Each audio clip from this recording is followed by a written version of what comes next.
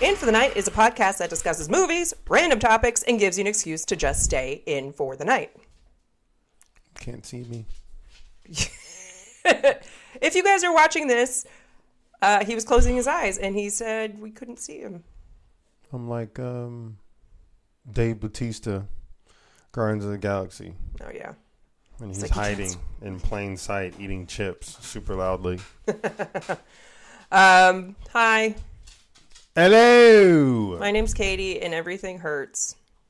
Yeah, I'm hurting too. So it's one of those days. I went to the chiropractor, and my wrists were hurting, and he popped them, and I'm like, great, it feels better, and now they hurt again. So I don't know. Everything's on fire. That's what happens. What's your name? What's your name? I said my name's Katie, and everything hurts. Ezekiel. What the fuck? You haven't seen that meme? What's your name? What? What's your name? Ezekiel. Fuck you, Ezekiel. I have not seen that. What's your name? And I can't remember what the other guy's name is. I just remember Ezekiel. And he's like, huh? What's your name? And he tells him, he's like, fuck you, whatever your name is. And then they go back and forth. And he's like, you better not bring my mother into this. He's like, come closer. You better not bring my mother into this. And he's like, I fucked your mom last night or something like that. He's like, F you, man. It's freaking funny. And they're like across like the river or some shit. I need to watch that. There's a bunch of different ones, but I think that's the original one. Is they're across the river or across something, and they're just like yelling at each other.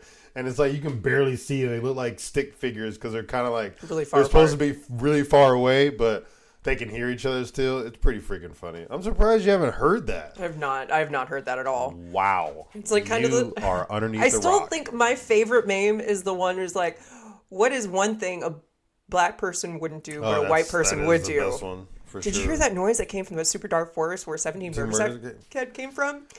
I'm gonna go check it out. That's my all-time favorite. We're laughing at that. That one and then the Ezekiel one. Yeah. I can't remember the other guy's name. My week has been okay. I went to do another test for my endocrinology people, and this one sucked.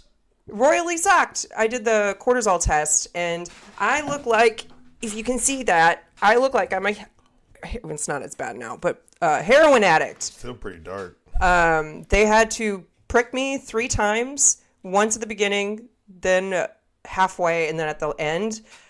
And they kept on using the same fucking vein. And then at the end, the girl couldn't get blood out, and she kept on hitting my arm like it's going to fucking sprout like the fucking... You don't have a lot of blood, babe. Fountain of youth. But then she went on this side, and she's like, oh, that was easy. And I'm like... Should have did that in the beginning. Bitch. So I walk around in the gym, and I'm wondering if anybody thinks I'm actually a heroin user. Probably, or maybe they think you take steroids. I am not in the physique that would require that. Take steroids then. Okay. How was your week? Well, shitty. Great. Nah, freaking new schedule is coming out on January 8th. Our new bids for, I think they go on for 3 weeks, 4 months or 4. God bless America. Either 3 months or 4 months, one of the two. I thought it was 12 weeks. No, it's 4. It's bid like our bid times because we do them 4 times a year. So I think there's 12. I think it's 3. No, 4. Yeah, I think we do them 4. But anyway, I went to the second shift thinking I was going to be able to get a swap partner so I can do double single, have 4 days off. Can't get a partner. So looks like I'm going to be working. And I told myself it was like if I have to work 5 days, I'd rather be on midnight shift. But now I got second shift. So I'm going to be doing 5 days on second shift. So that's going to suck. Sorry. Yeah. So. But. Not good. Super stoked. So after that disheartening comment, Lala is free. Lala is free. She is over here in the bed hanging out with Arrow. So if you didn't know, she had to have a drain put in and shit come out of her body because she had a cyst. And so she couldn't do anything and she had to be in a kennel. Mm-hmm. She looked like we were killing her because she couldn't get out and she would just stare at us and she'd do that little la-la. We just took her out to pee and poopies like 3-4 times a day, something like that, and then put her right back in a cage. And she did not. I don't think she hated it, but it's like at the end she wanted out. She did not want to be in there anymore. Like, so her last day, so yesterday, Friday, she was, I guess, giving wifey like hints or whining a little bit that she wanted out. And then when I got home today, she was super stoked, and I was kind of mean because I went up to her. I was like, "It's your last day," and I walked away from her. You left her in the cage? I did, because I had to go close the gate because Fifi was outside. Oh. So then I came back and I let her out, and she was like super stoked, and we fed her outside the cage because we've been feeding her inside the cage, and she was just, I mean, her tail was wagging. She did like 4 circles. She was super stoked. So now we have 4 happy puppies now. Finally. Well, Fifi still has that thing on her side, so. As happy as we can get them. Okay, so let's get into this because our topic today is redonkulous. So we watched the movie Exorcist Believer. If you have not seen that yet, go to Peacock. Our Peacock was being a little bitch and it kept on skipping, so we went ahead and bought it on Amazon Prime just because I was impatient.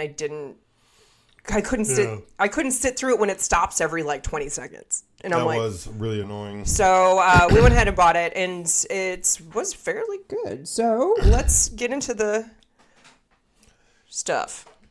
Taters and meat? Stuff. Okay. Oh, wow. Man, there's a lot of haters out there. Right? So, yeah, The Exorcist Believer. We have... came out in 2023. Eesh. Y'all take a guess what the IMDb Bizzle is. You guessed it. 4.8 out of 10 on IMDb. Really? Mm-hmm. Not even half. I don't get... Guess the Rotten Potatoes one.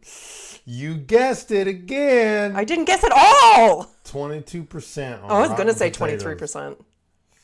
That's pretty low. That is really shitty. Synopsis. Penis, peni.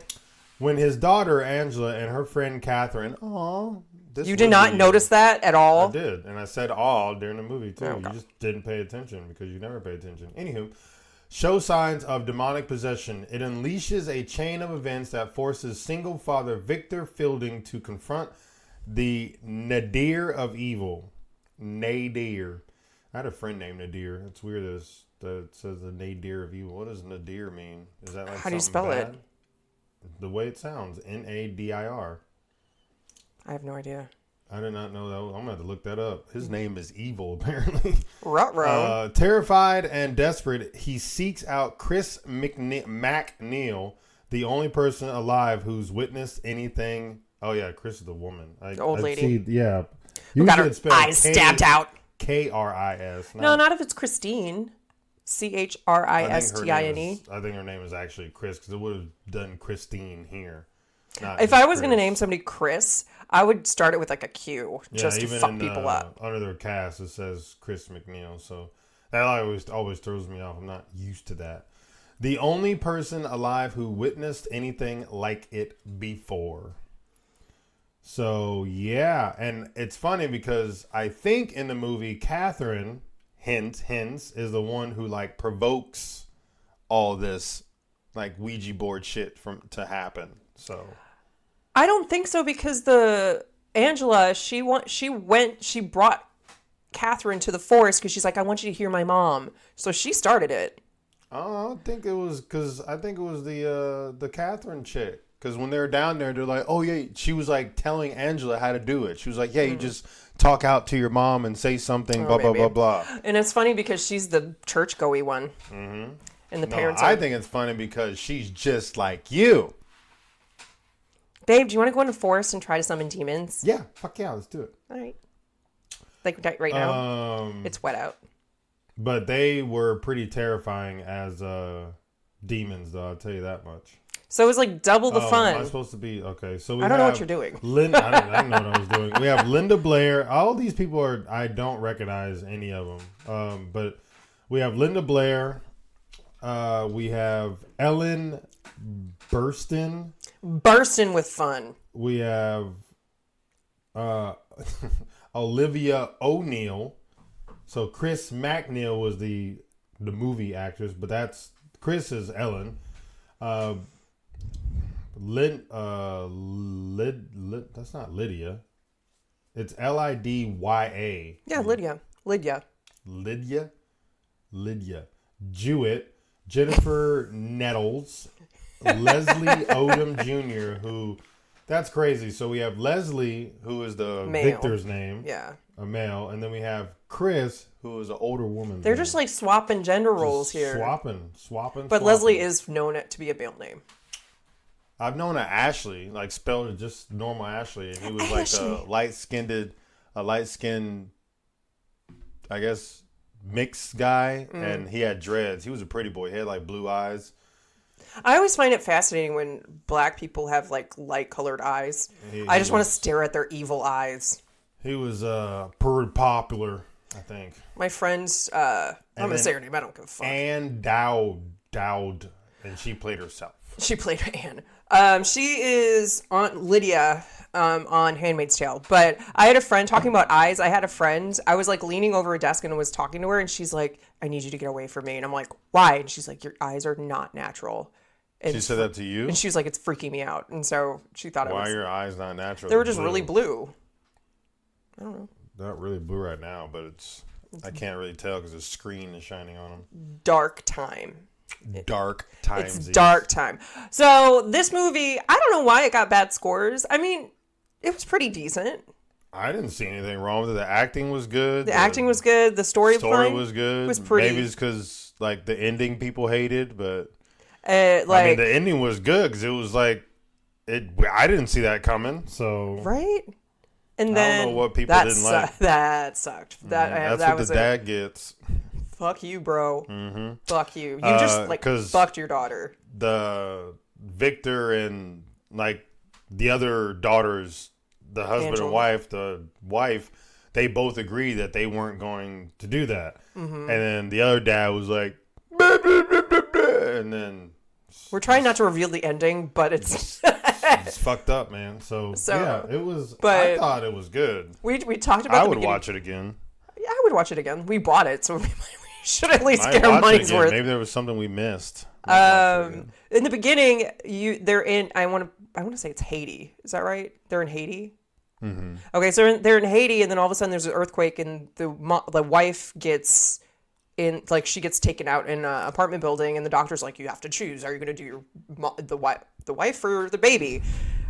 Obviously, choose the wife. You could always create another baby. Like, I don't get why that would even be a question.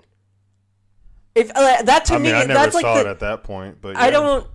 I understand you care for your baby. I understand that. I get it. 100%. I understand and I respect people's choices. But the thing is, you don't know this baby. You've never met it. It is in an incubator. So the mom's just an incubator. Make another one. Or steal one off the street. I don't care. Steal one off the street. But I'm just like, that's a really not hard question. And then it gets brought up at the end during everybody will frown upon it though. Like if it was you and I in this situation, I was like, oh yeah, wifey, 100%. They'd be like, no question. You wouldn't even think about it. You just be like, wife. They were like, but no, fuck that. Then it's a baby we don't want, so even better. I mean, unless that baby turns into a demon, then there is like 100% chance that's going to happen. If a baby ever was produced out of me, it's probably going to come out evil. So probably. Let's just be. Don't even say probably. It is. So like 99.99999% chance, or just say 150%. So it's just like 5 million %. Just like go over that. Because it's not 0.9 or 0.99, 99.999. But that's, I don't get why the scores are bad. Why is she laying on the floor? Yeah, take a shot. Fifi's being weird. Fifi. Don't rile her up. Don't rile her up. I'm just trying to tell her there's a bed right here. The rest of them are on the bed. It's cool. She's probably hot. Maybe. So this movie, I don't want to go too much into depth of it because it was good points. Like, I don't want to give away anything. We're not going to give away anything. We're just going to give our scores Secrets. Anyway, but Watch it. It's watch good. it. Don't look at the reviews. Reviews are stupid anyway. I don't really. The only time I really look at reviews is if I'm like buying something on Amazon. Then I look at reviews and I kind of like actually read the comments to see what people say. I don't just like, oh, okay, it got a 4.7 out of 5. You know, I mean, if it's a 4.8, then I'm like, okay, it must be good. But if it's like a 4.0, then I actually look at the comments to see what people are saying. So like movies, I don't take anybody's criticism. And like, it's really stupid that horror movies and scary movies usually have lower rates. I don't get it. I don't understand. This movie did make me jump. It made me jump, I think 3, maybe 4 times. And it was not like, oh, okay. No, it was like, fuck me. Like, it made me hella jump. Whenever Ty gets scared, he jumps, but he just says, shit. Shit. It like really got me. So it's like it definitely has some jumpy parts. We were watching Jurassic World.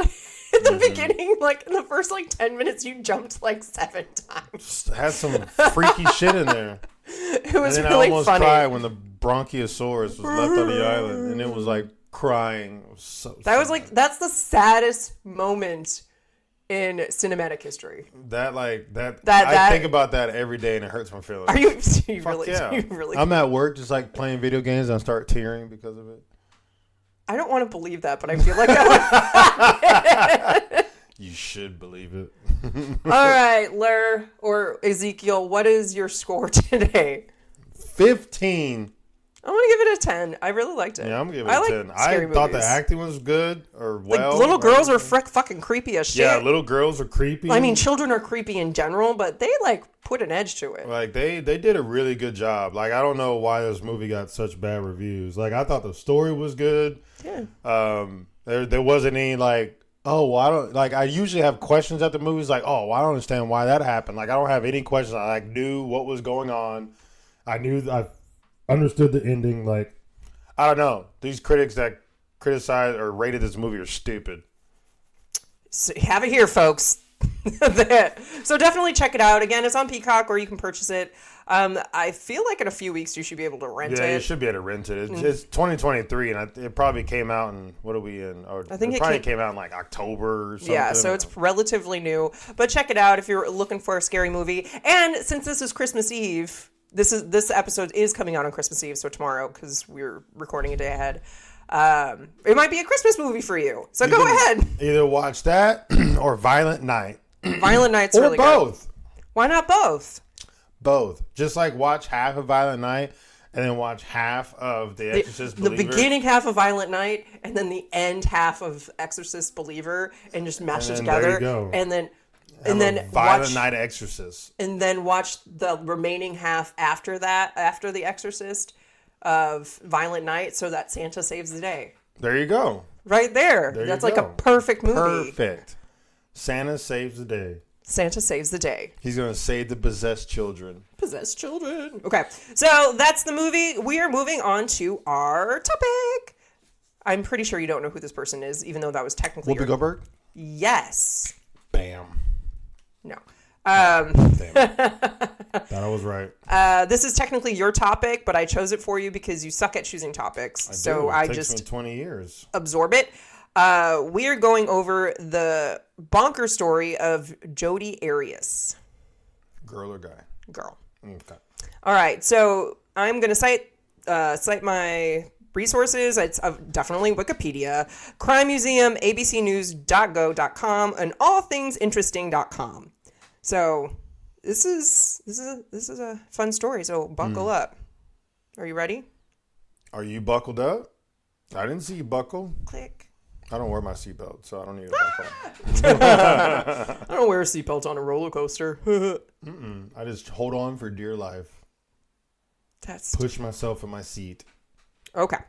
So we're going to do some background first of the characters in the story. Jodi Arias was born on July 9th of 1980 in Salinas, California, to William and Sandra. Oh, well, that's why. It's California. Arias. She attended school until the 11th grade, at which point she dropped out of Eureka Union High School. She was an aspiring photographer and worked odd jobs until she got a sales position with PPL. We'll figure out what PPL is I think in your part. Arias was a blonde, beautiful, and seemingly carefree, aspiring photographer. Instead of printing out all the pictures, I just put them on my phone because life sucks. Okay, so that's her after. I think I have. All right, so this is her. Blonde. Gorgeous. Can you see it? Can you see All right, so that is Jodi. Can you read number 1, please? Sure, why not? Travis Alexander was born on July 28, 1977 in Riverside, California to Gary David Alexander and Pamela Elizabeth Morgan Alexander. That's a super long name. You can see it. You can't really At the age of 8, Travis moved in with his parental grandparents after his father's death in July 1997. His 7 siblings, holy crap, were also taken in by the paternal grandmother. He performed stand-up comedy under the alter ego Eddie Snell. Alexander was a salesman and motivational speaker for prepaid legal services, PPL. Travis was a 29-year-old motivational speaker, salesperson, and devout Mormon.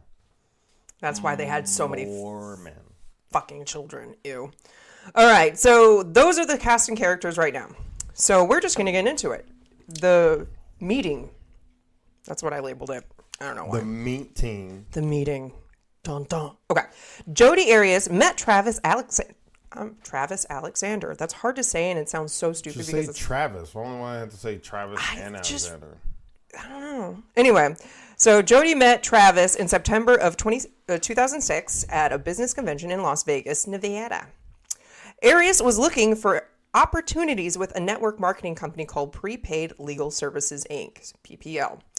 The two hit it off, with Alexander even inviting Arias to the company's formal executive dinner as his guest. So, first time he met, he invited her as a date. Great. Isn't he married? No. Oh. Well, he has 7 kids. No, his brothers and sisters. Yeah.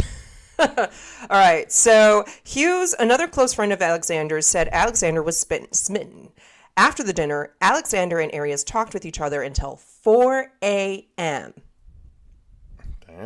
Damn. I need sleep, bitch. Fuck. The next morning, he tells me that he's found his wife, and this is the girl that he wants to marry. Lovinger, Hughes said. So Lovinger, there's 2 Hugheses. Lovinger is a girl, and then her husband, I don't remember his first name. So I'm just going to be referencing them both as Hughes. Whichever one, have fun with it. So you get to read number 2.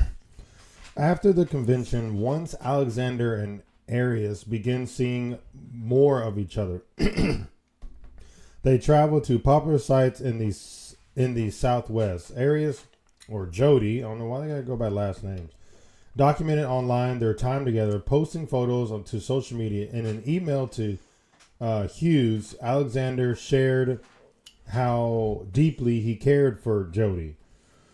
I went from intrigued by her to be interested in her to caring about her deeply to realizing how lucky I would be to have her a part of my life forever. That was really weird. She is amazing. It is not hard to see that whoever scores Jodi, there we go, first names, whether it be me or someone else, is going to win the wife lotto, Alexander said in that email. Jeez Louise. Oh, yeah, that's it. Oh, wait, that's it? I almost started reading 3. So, although they lived in different states, he was in Mesa, Arizona, and she lived in Palm Desert, California. They maintained a long-distance relationship for a few months and would meet at the Murrieta, California. So, that would be the middle section. They would meet together, hang out for like a weekend or whatever. There was trouble, however, in the blossoming romance. Alexander was deeply involved in his faith, and she was not Mormon. So, obviously, he had issues already. I mean, like, why would you date somebody if you're really that into your fucking religion? Unbeknownst to his friends, the two were having premarital sex. Obviously. Breaking one of the most important tenets of the Mormon faith. You're not supposed to have premarital sex. You have to hold it in. It's not what I wanted to say, but I can't think of what else I need to say. All right. So Colleen McDaniel, a professor of religious studies at the University of Utah, told 2020 that for Mormons, sex and sexual activity outside the bounds of marriage are forbidden. So can't do it. Mm-hmm. Don't do it. The law of chastity basically says your body is a sacred space. Your body was given to you by God. It's not just yours. It's not just your decisions to do with as you will. God has given this to you, and you must respect it, McDaniel said. And later, the Latter-day Saints believe that because marriage is so important and so intense and sexuality is so much a part of that, that you need to preserve those sexual expressions for your spouse. So before you marry and after you marry, you have to keep yourself sexually pure. Mm-hmm. So God doesn't want you to diddle around. Diddle around. Dilly. All right, number 3. Number 20. Being true to his religion was incredibly important to Alexander, and the guilt he felt about their relationship started to weigh on him. Friends said. Travis talked about the Book of Mormon with her and quoted scripture to her. Within months of their meeting, Arias converted to Mormonism. Oh, wow. Mm-hmm. He baptized her. They're both sinning in the eyes of the church. Travis wanted to marry a virginal. So a virgin. Or virgin. I don't know why they say it like that. Pure Mormon girl. And by having sex with him, Jodi eliminated herself as ever being marriage potential for Travis. So my issue with that bullshit is he's not pure anymore, but he wants a pure wife. So I'm like, how does that work? Yeah, but it's like, but she did it with him though. So she was a virgin before? No. Oh. It's just like she had sex with him and now she's unclean, but he wants to marry a virgin. And I'm like, what happens if your future wife wants to have a virgin husband? Yeah. Like, you fucked up too, bro. Like, it's not all Jodi's fault. He needs to go get him a virgin girl then. Stupid. Is that it? Mm-hmm. Okay. So Alexander's friend told 2020 that they started noticing red flags with Arias early on in the relationship. Can you guess what the red flags were? She was pissed off that she changed her. No. I don't know. I was just seeing if you would. Fuck no, I don't know. They said they'd alerted Alexander to their concerns and that they'd even grown concerned for his safety as things grew toxic and volatile between the two. One night, we're all in a hot tub, and there's 4 of us, This is a time to chat and hang out. Well, Jodi is, like, climbing on Travis's lap while we're trying to have a conversation, Hughes said. She was all over him. I mean, like 8th graders whose parents are out of town, like, straddling his lap and sucking on his neck. And Travis just kept pushing her off, and he's like, Jodi, get off me. Like, what are you doing? And I look at Chris, the other Hughes, I look at Chris and I'm like, does she not realize we're sitting here? She doesn't. Lovinger recalled, this is around the time where she became very possessive of him. He got possessed too. That was one of those nights where like she's weird, like this is weird, Hughes said. So there's a lot of likes in there, but okay. A lot of likes. Read number 4. Alexander's friend Clancy Talbot said Jodi was very possessive. She just had to sit right on him, or she just had to sit right by him. She didn't appreciate when he was talking to another female. She didn't like the fact that if there was anyone that didn't know that they were together, she wanted to make that clear. Talbot said, or Clancy said. Clancy. So Lovinger said that Arias would follow Alexander to the bathroom and stand outside the door or eavesdrop on his conversations. Wow. That's just like a lot of effort. It is. Jesus. He must have that big old pipe. Okay. Hughes said she went through Alexander's cell phone on multiple occasions, as well as his emails and social media accounts. Lovinger added, Arias would go so far as to forward emails between Alexander and other women to herself. So she would go in his email, look at the emails, send them to herself. Wow. That's a lot. I started seeing things that were just disturbing, Lovinger said. I said, Travis, I'm afraid we're going to find you chopped up in your freezer. Probably. From very early on, she was completely obsessed with him. So you could read number 5. I wonder why. He's not like that good looking. I mean, I'm not interested, but like it would be different if he like looked like Brad Pitt or something. Then I'm like, all right, I can see that. But so the only other thing is he must have that big old pipage. The big old Mormon pipe. That big old Mormon pipe. Number 5. Yes, please. Hughes said that he and Lovinger. Oh, that's a cool last name. That's her first name. Oh, Lovinger Hughes. That's a cool name. I'm going to keep that in my repertoire. For the non-existent children that are going to spawn out of me. Yep. Great. Talked with Alexander about their concerns. One day they said they sat down and told him they thought Arias was dangerous. But Hughes and Lovinger Hughes said Alexander rebuffed their concerns, telling them he thought Arias was good and sweet and that he really liked her. Hughes said that she felt like Arias or Jodi, why did I gotta use last names? It's just was listening to their conversation, and upon opening the door, Jodi was standing there fuming. So she was listening on the conversation about her. So she was pissed off. I mean, she needs a chill. She does need a chill. She needs a chill pill. So, after 5 months of being together, Alexander broke up with Arias. So he broke up with her. Though Alexander insisted that Jodi was a good person and he really liked her, he eventually decided to end things. According to the U.S. Sun, Alexander felt too guilty about having premarital sex to continue seeing Arias. But even after breaking up, they kept on seeing each other. Wow. I mean, you live so far away. Like, it's easy. Just stop talking to her. God. This made Arias' obsession with Alexander even worse. Obviously. I want something I can't have. And Olvi. as he started seeing other women, Alexander told friends, like, he moved on pretty fast. And I feel like since she's already bonks, like, dating somebody like a week after, I feel like that would be a knife to the gut. He needs to like not put it on social media or stuff like that so she can see it. Yeah, but he's stupid. Okay. Clearly. As he started seeing other women, Alexander told friends that Arias slashed his tires, hacked into his Facebook, harassed the women he went out with. Sometimes she even snuck into his house. Damn. Did he not change the locks? I guess not. This guy's not the smartest. He's not the smartest biscuit in the bunch, but read number 6. Sure.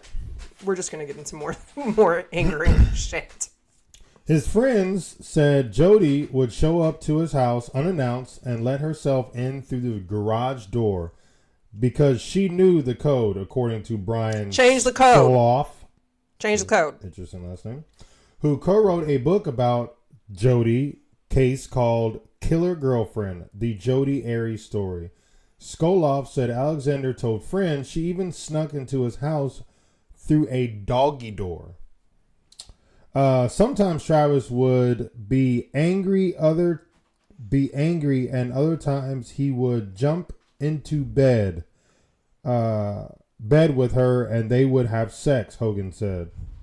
Wait, what? Travis would be angry. Sometimes when she would show up, he would be angry, and then other times, like, she would be there, and he would just have sex with her. So it was never consistent. Yeah. Meanwhile, Alexander began dating a woman named Lisa. Lovinger Hughes said,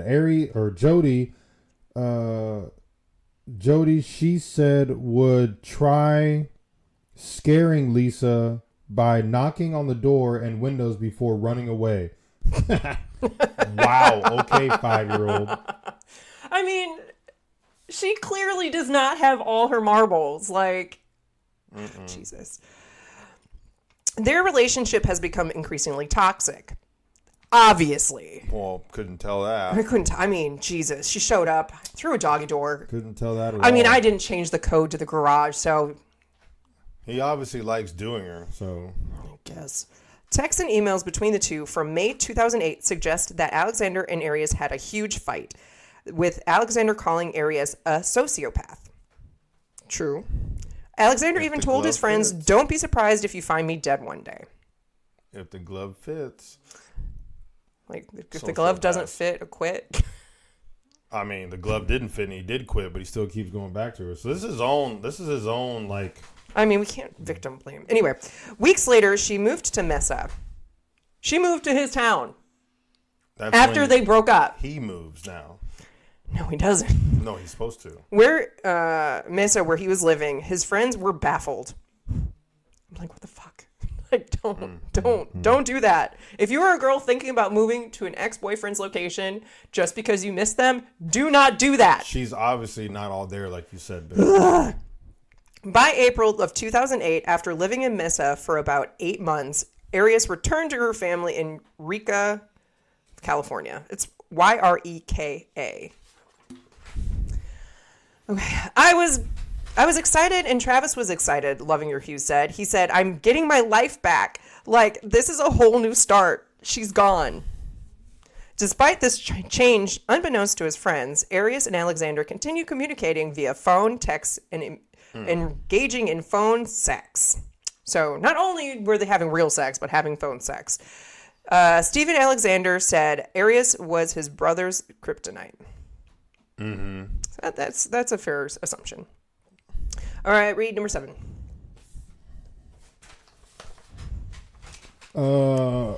But in May 2008, although the reasons were unclear, G-Chat, who's that? Keep on reading. G-Chat and text messages revealed the two were in the midst of a huge fight. G-Chat, Google Chat. That's what I said, G-Chat. I thought you said it was a person. At one point, Alexander wrote, "You don't know what horror you have caused me. It wasn't really my intention to warn you," she responded. He later called her a sociopath and the lowest of the low. So he called her a sociopath a few times. Mm-hmm. And then he was like, I'm like, why do you continue talking to her? If you just cut it off, I feel like... that simple. Yeah, get a restraining order, change your locks, change codes, change everything. Probably get rid of the doggy door. But... I don't think you have a dog, so there's no point for the door. So figure it out. All right, so now we are going to get into Travis's disappearance. Mm-hmm. Dun, dun, dun. In early June of 2008, Alexander had plans to attend a company retreat in Cancun, Mexico, with a Mormon woman he was pursuing named Mimi. Oh, wow. So... we have Lisa, we have Mimi. Fuck.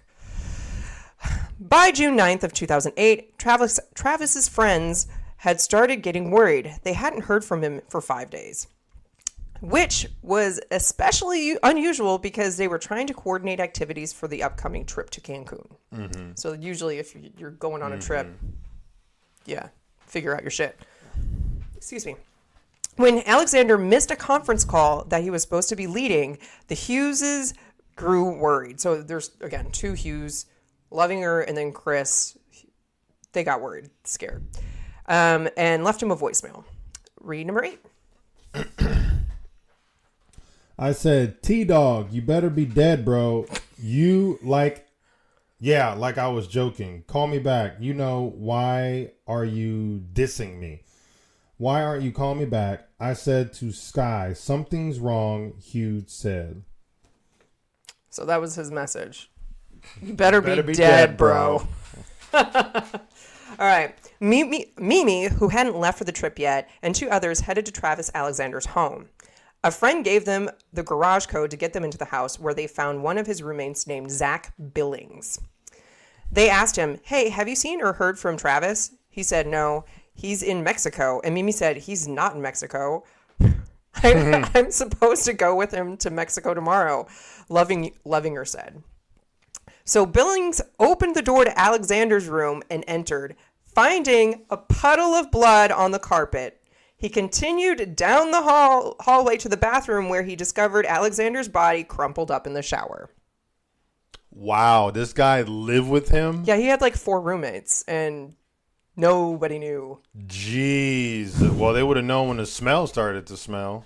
The smell started to smell? Mm-hmm. That's good. Viewer discretion is advised because I'm going to show you some gross pics. Bit. Okay, so this is of the bathroom. There's a lot of blood hanging out. I'm trying to tilt it so you guys can see it better. All right, so that's the sink. Okay. This is what he looked like dead. I mean, that looks normal. He looks like a puppet. Yeah, he doesn't look real at all. And then this is his back. What I wanted to do. And his front. He got stabbed? Got stabbed. We're going to get into it more. Okay. The friends then called 911. When Mesa Police Detective Esteban Flores arrived on the scene, he told 2020 that blood was everywhere. Like, how did no one hear? I don't know. Like, I think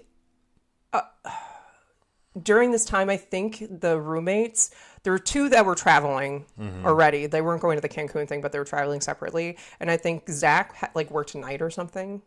And so he was not at home at the time. And so when he returned, it just was like a typical day. Like, yeah.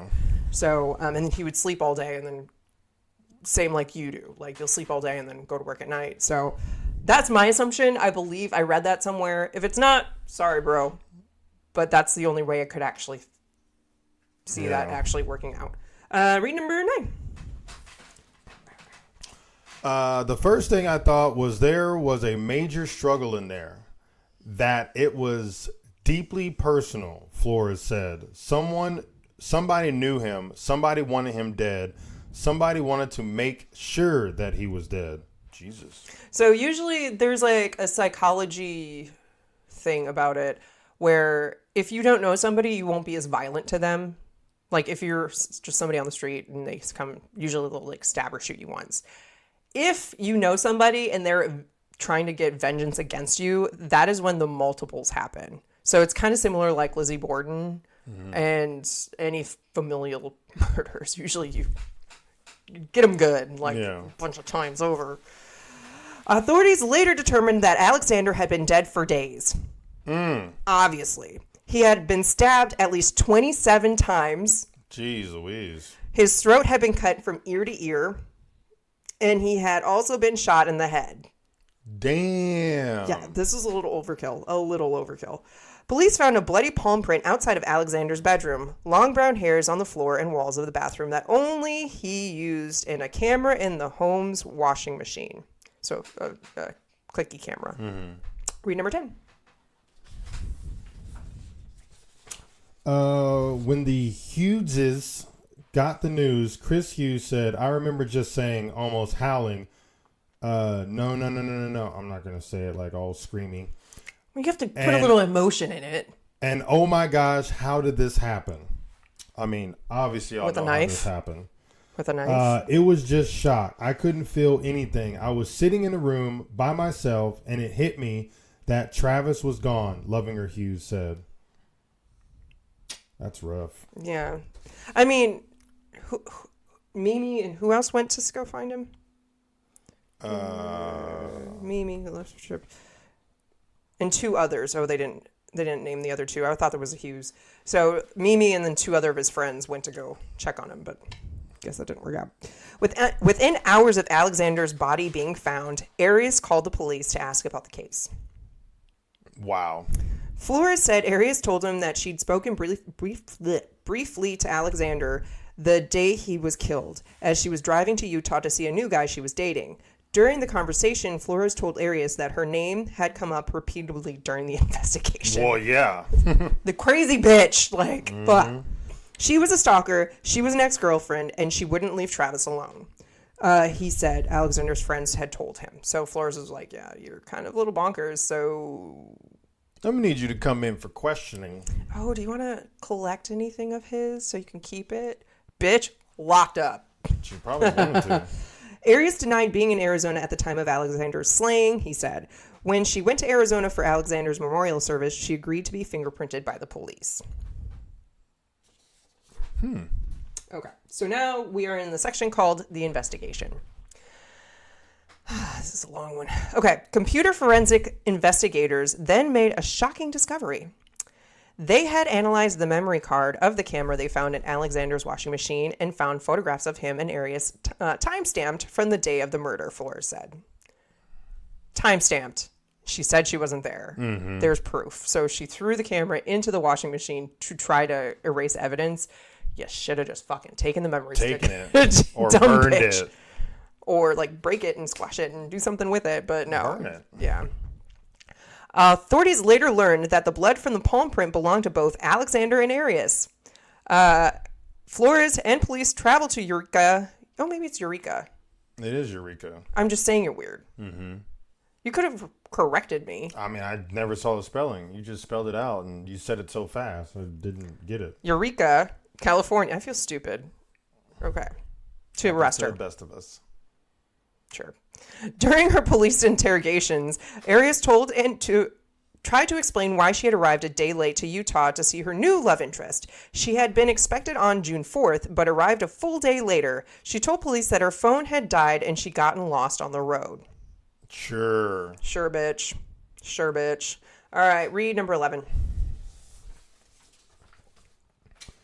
So, Ryan Burns, the man she was visiting in Utah, told police he tried to reach her 3 or 4 times, and that each time the call had gone to voicemail. He saw her on the 5th of June.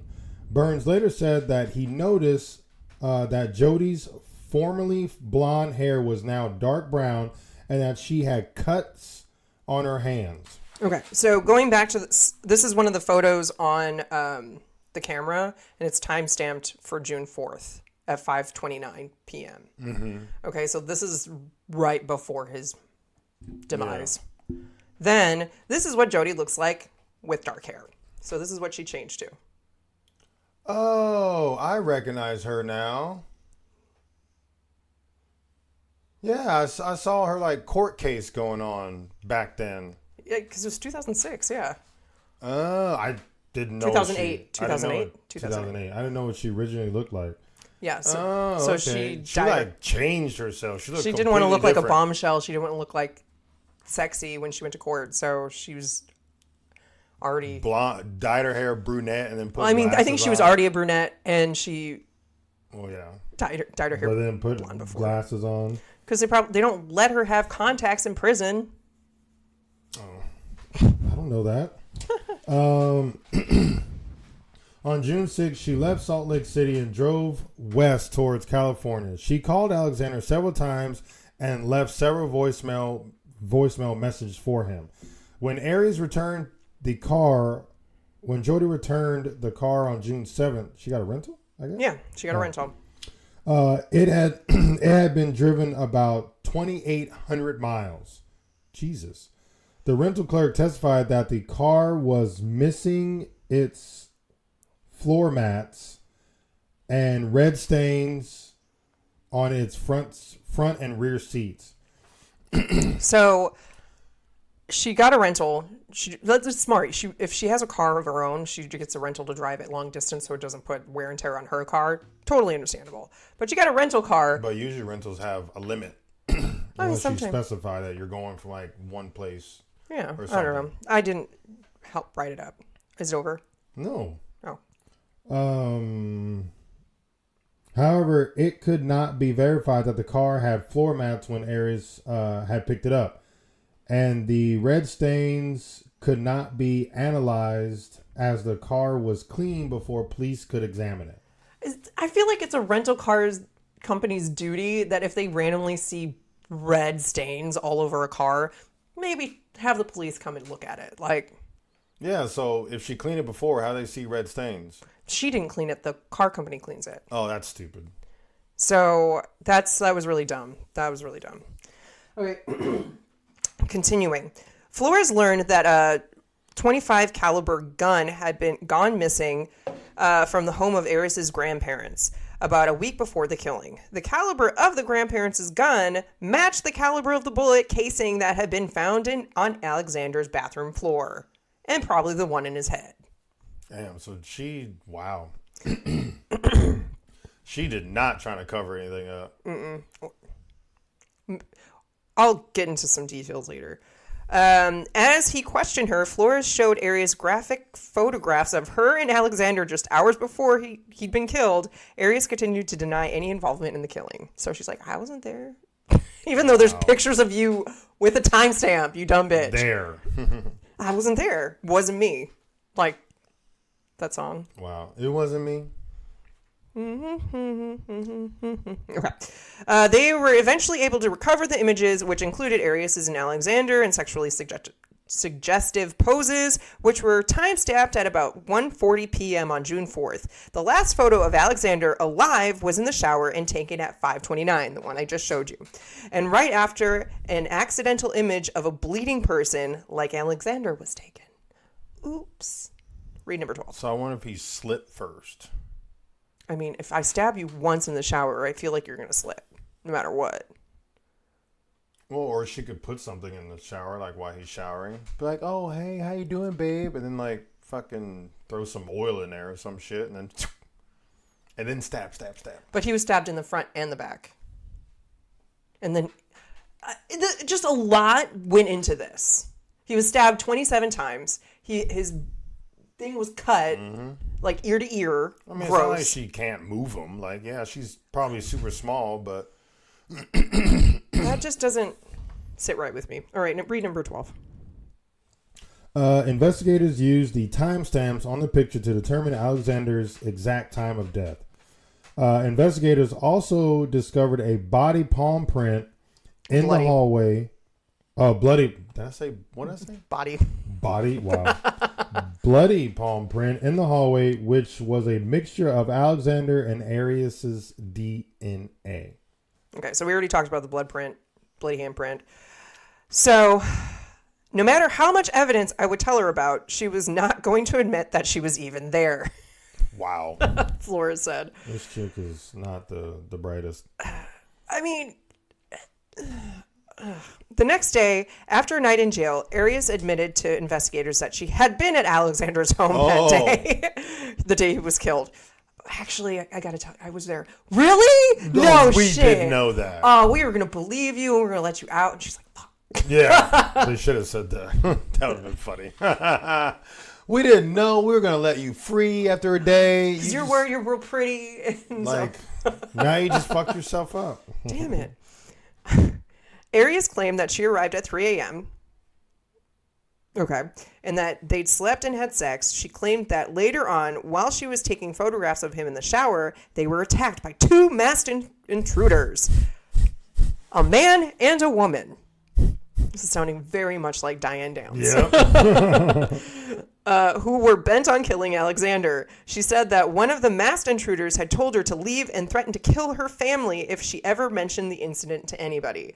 How would they know who your family was, dumb bitch? Mm-hmm. Like, that was a terrible lie. Mm-hmm. Terrible. According to ABC, Arias claimed that the intruders had threatened to kill her family if she told anyone about it. Blah, blah, blah. Authorities didn't believe her story.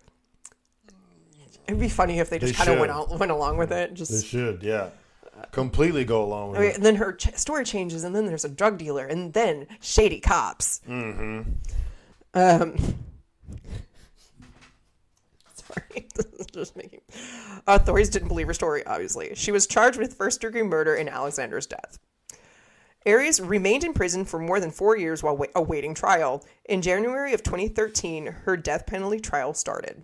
Dun, dun, dun. Read number 13. Jeez Louise. At trial, the prosecution offered even more proof that Jodi Arias had killed Travis Alexander. According to People, they explained that Jodi and Alexander's DNA had been found in the bloody handprint. I did that one on purpose. On his wall, and that Alexander had been killed with the same type of gun that had recently gone missing from Jodi's grandparents' house. They built a case based on jealousy.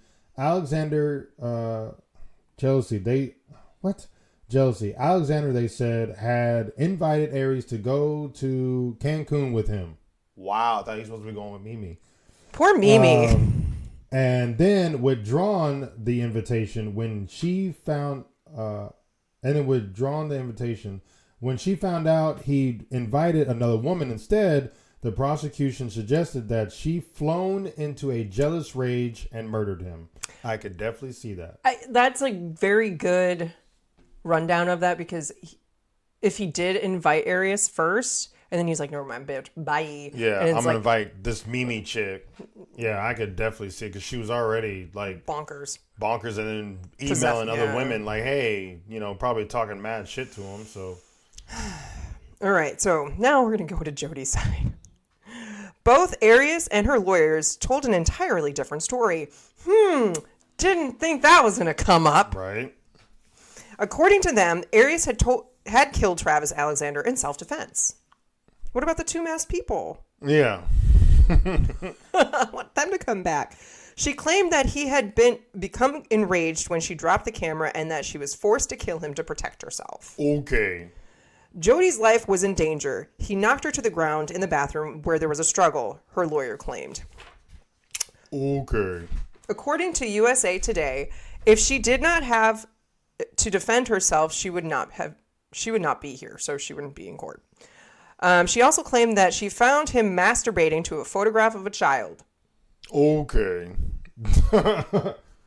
He was sleeping with her quite regularly. He was sleeping probably with Mimi too. I don't think he needed to look at child pornography and masturbate. Yeah. Read number 14. The defense went on to paint Alexander as someone addicted to sex and pornography who physically, verbally, and emotionally abused Arias. Her mission was basically to murder my brother again for a second time by destroying his reputation. Alexander's brother told ABC, the self-defense story was just a joke.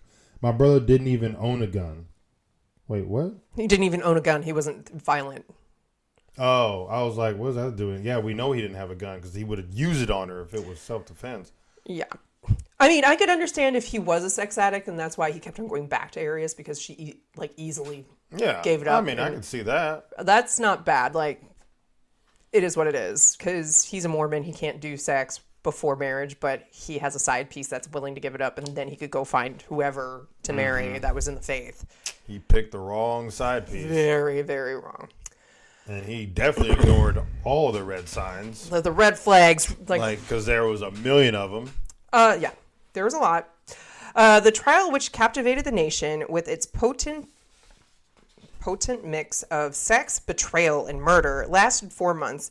In the end, a jury sided with Alexander over Arias. I would hope so. Fuck. Finding her guilty of first-degree murder, Jodi Arias was sentenced to life in prison. What about the death penalty? I'm going to that. Okay. A judge sentenced Arias to life in prison without the possibility of parole after two juries could not agree on whether to sentence her to death. Why not? It has to be unanimous. So the jury's dumb too. Got it. Even though they already found her guilty. So she is in prison. Arias told ABC News in a 2013 interview that she was shell-shocked by her conviction. You did it, bitch. She is psycho. I was really hoping the jury would see things for what they are. I didn't expect to walk away. I knew that was a possibility, a slim chance in a parallel universe somewhere, but certainly not first degree, she said. You killed him! First degree, it would be different. Maybe she stabbed him once or twice. And then he bled out. That would be different. But 27 times, slit his throat, and then shot him in the head. Or whatever order that went in. I feel like that's the order. Stabbing him and then make sure he's dead. Oh, have a gun. Boop, boop.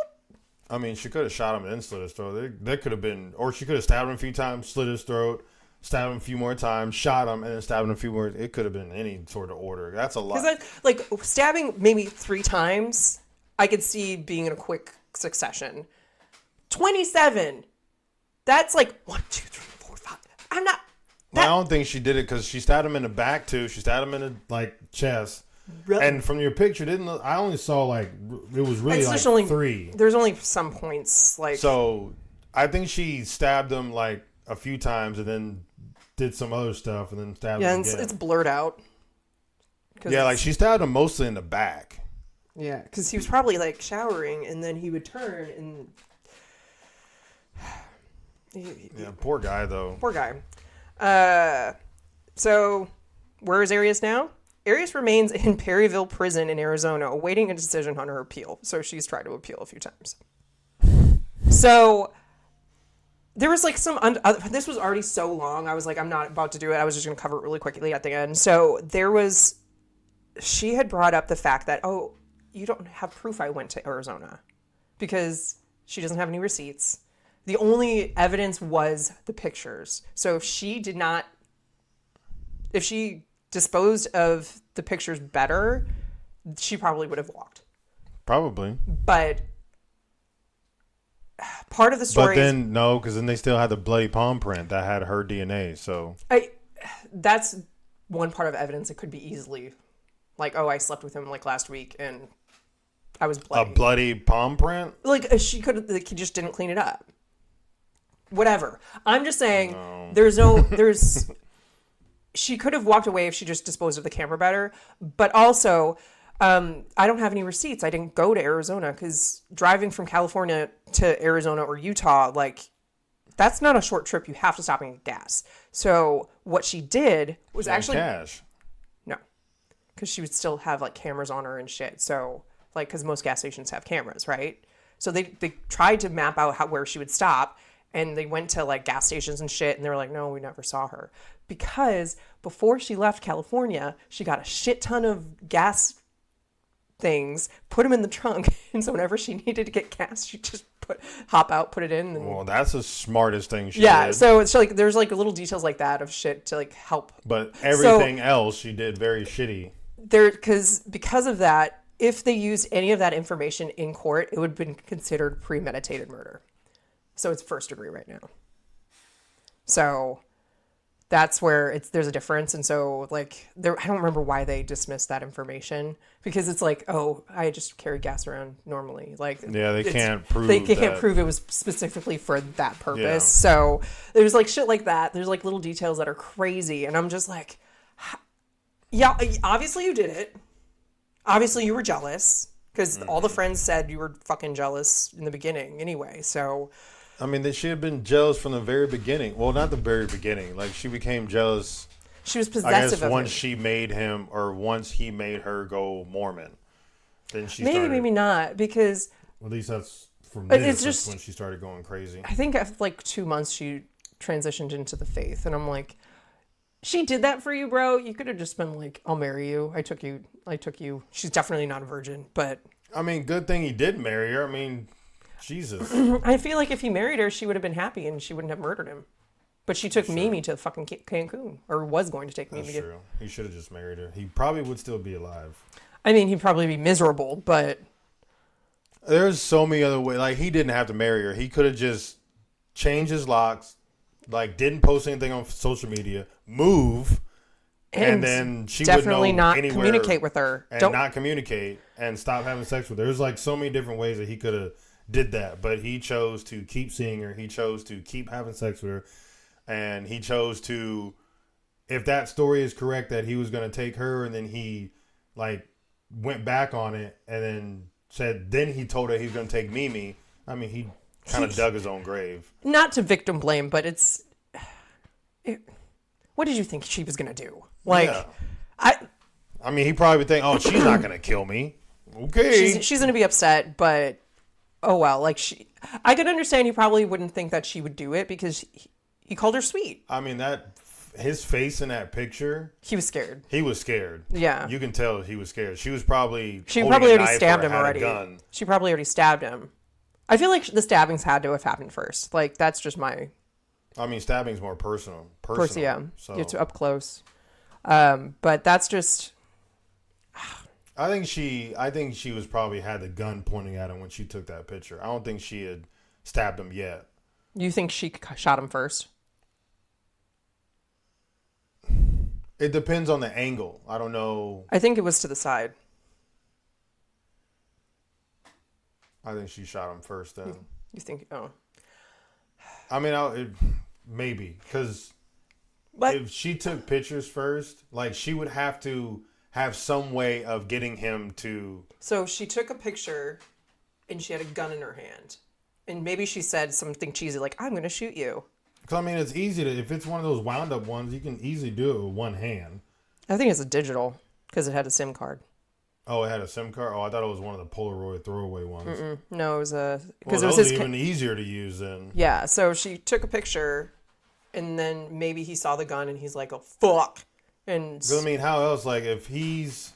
I mean, I'm sure she's like 5'4" or 5'5" or 5'2", and he looks like he's like over 6 feet and a pretty big dude. Yeah, he's not small. I think he's like 6'3". She would not be able to... No offense to women, but she would not be able to overpower him. Unless she has a gun or something to get him to like listen, because a knife, I mean, he could. Because it's like the water droplets are frozen in time. It's crazy. I mean, it's like he looks terrified, so I think she has a gun pointed at him. I wish you could see his the reflection in his eye. You almost can. Oh my god, you can almost see shit in his eye. Yeah. Like somebody standing there. Like, it's like the water's still going. It is. Like he's showering. And she took a picture of him.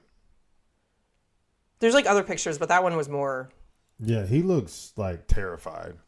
I mean, you would be too if like I was shooting, like aiming a gun at you. I'm pretty sure it's how she got him to like not attack her back. Right. She had a gun on him. And at that close range, I mean, it's hard to miss. Like, even if she's not even a good shot. Like, it's only a 25, so it's not even going to be that. What is it? You mean recoil. A 22? It was a .25 caliber. I don't know, a .25 caliber. That's what it was. That's what it says. I'm pretty sure it's a 22. I heard you say 22. I didn't say 22. .25 caliber. .25 caliber. The hell is a .25 caliber? I thought you knew guns. I don't know.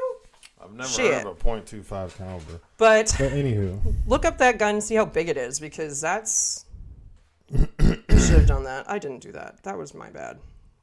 .25 caliber. Oh, it's tiny. Yeah, it's like a 22. It's like the size of a 22, so it's not going to have a recoil. But I think it's a little bit bigger than a 22. Maybe. .25. Yeah. So. Anyway, so that's the story of Jodi Arias. Arias, how you pronounce her name? Can't believe I didn't like seeing that picture. I remember seeing her. I vaguely recall it. I was in high school, but I didn't. Yeah, I was in 2008. I was in college. I graduated high school in 2004, so that was 4 years after. I don't know what I was doing. I think I was just working little restaurant jobs and stupid shit. I was in college when this happened. I was not. At least I don't think. It might have been. I don't know. It was a year before I graduated, so I was a junior in college. That's crazy. Mm-hmm. Yeah, but I remember seeing her picture. But I didn't, look up what happened, though. I remember, the one I remember the most is John Benet Ramsey. Because I looked at the little girl and I was like, what is that middle-aged woman doing on the front of the thing? And it's like a child. Middle-aged woman? She did not look that old. Like, she was all done up and dolled up. I just thought it was just... Yeah, but she's still a child. Anyway. But I remember Arias. The only reason why I remember Arias is because I still remember what I thought, too. Because I think I looked up her pictures and I was like, oh, she's, really good looking. But she could have anybody. Why did she get stuck on him? He was not... to me, neither of them are that cute. But in other people's opinion, she was attractive, he was attractive. But I'm like, you could have gotten your own bar, like Ken in California. Why did she keep on dating people so far away? Maybe she just spread her crazy around too much in California, and she needed to she was obviously crazy. So I trying to think of her thought process is impossible. So she was just there. She was not all there for some reason. Yeah.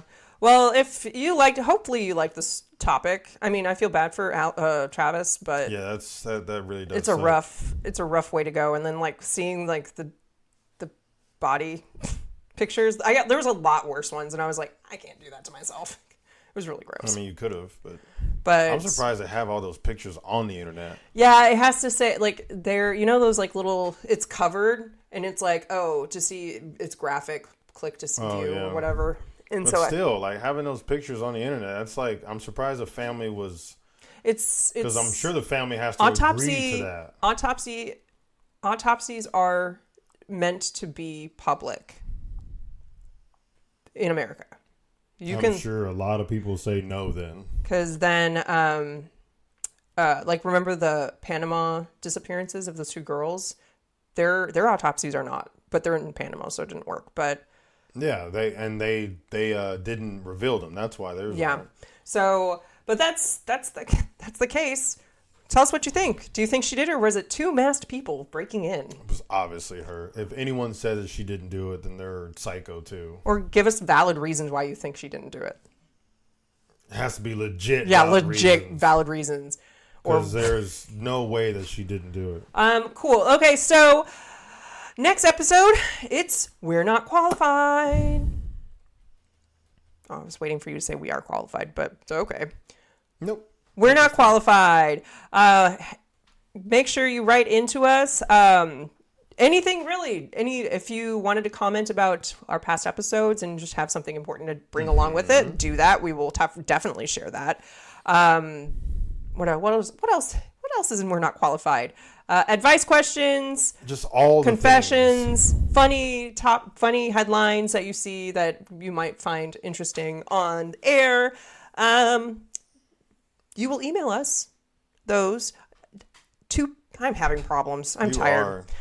There's two locations you can go to send that information. You can write to us or email us at inforthenight69@gmail.com, or go to our website at inforthenightpodcast.com and click on contact, and then it'll do that for you. Something and then something else, and then it'll do it. But what else can you find on the website, Ezekiel? Stuff. Great. Merch and Patreon and more stuff. Merch and Patreon. So if you would like to join and see our lovely faces while we are recording and our weird expressions. Your weird expressions. I am a normal human being. Never. Definitely join Patreon. Even at $1 a month, you will get to see our faces. So do it. Also, rate and review. I haven't said that in a while, and I was trying to remind myself to do that. I think that's why I was struggling, because I was trying to keep that in my brain while I was trying to talk, and that didn't work. Rate and review. Please give us a 5-star. I don't care if you don't like us. If you give us a 5-star and put a terrible review, we will read it online. Well, I mean, we're going to read it regardless, but yeah. So it'll be fun. But please rate and review on anything that you are subscribed to. We are on pretty much every platform, so do it. Do it to it. So we hope we gave you a reason to stay in for the night. And until next time, peeperinos, toodles.